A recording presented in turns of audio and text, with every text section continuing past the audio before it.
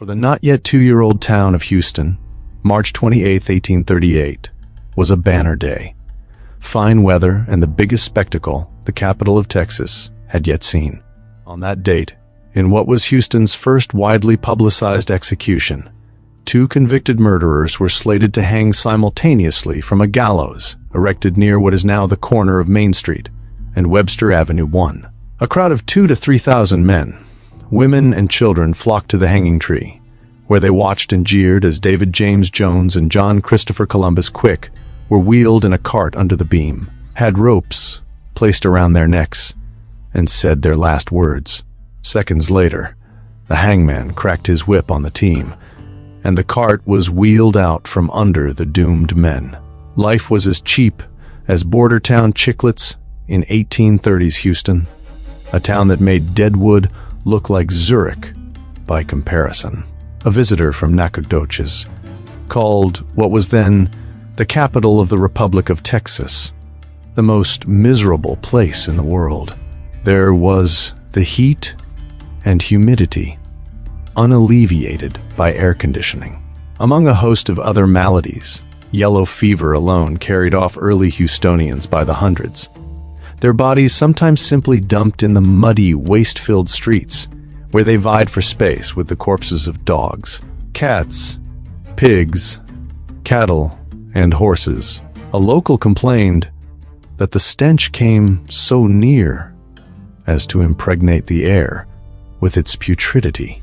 All that rotting flesh attracted billions of flies. Fleas were as thick as the sands of the sea, and Buffalo Bayou was the mosquito's perfect breeding habitat. Just outside town, which was then bounded by Buffalo Bayou, Texas Avenue, Crawford Street, and Louisiana Street, wolves and panthers howled and caterwauled through the long nights. The miserable shanties almost every Houstonian called home were plagued by rats, almost as large as prairie dogs.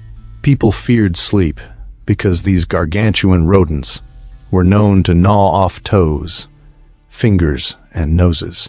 Catering to the desires of the rowdy loafers, Houston soon bloomed so many gambling houses, grog shops, and bordellos that in 1838, one respectable resident declared that Houston was the greatest sink. Dissipation and vice that modern times have known. What a den of villains must there be here. 6 Davy Jones was one such villain, albeit one with a more impressive war record than most of his fellows. One of just 28 survivors of the Goliad massacre, Jones made it back to Texan lines in time to fight alongside Sam Houston at San Jacinto. That patriotic pedigree came to naught, however, when, as the result of a tragic misunderstanding over a horse, Jones stuck his bowie knife in the guts of a gentleman named Mandred Wood, whose brother Fernando was a future mayor of New York City, and whose other brother Benjamin later rose to become editor of the New York Daily News and a New York State representative. City fathers knew that this murder was bad for business. If ever Houston was going to rise from the wicked muck, the likes of Davy Jones could not go around stabbing gentlemen like Mandred Wood. I was flabbergasted that Houston was as brazen and depraved as it was, Hardin says. But at the same time, you had an upper crust who had a vision for the place that went beyond what they could see out their window every day. Thus, Jones, veteran or not, would have to hang. One-armed Dr. Francis Moore would see to it personally, and as both outspoken mayor and blue-nosed editor of the newspaper, he was uniquely positioned to effect just such a result. Try to imagine it in today's Houston. The mayor editorializes in favor of hanging a notorious criminal in her own newspaper, and then presides over the execution. After they were cut down and buried in shallow graves that were practically under the spot where they had swung, Quick and Jones would not slumber long in peace.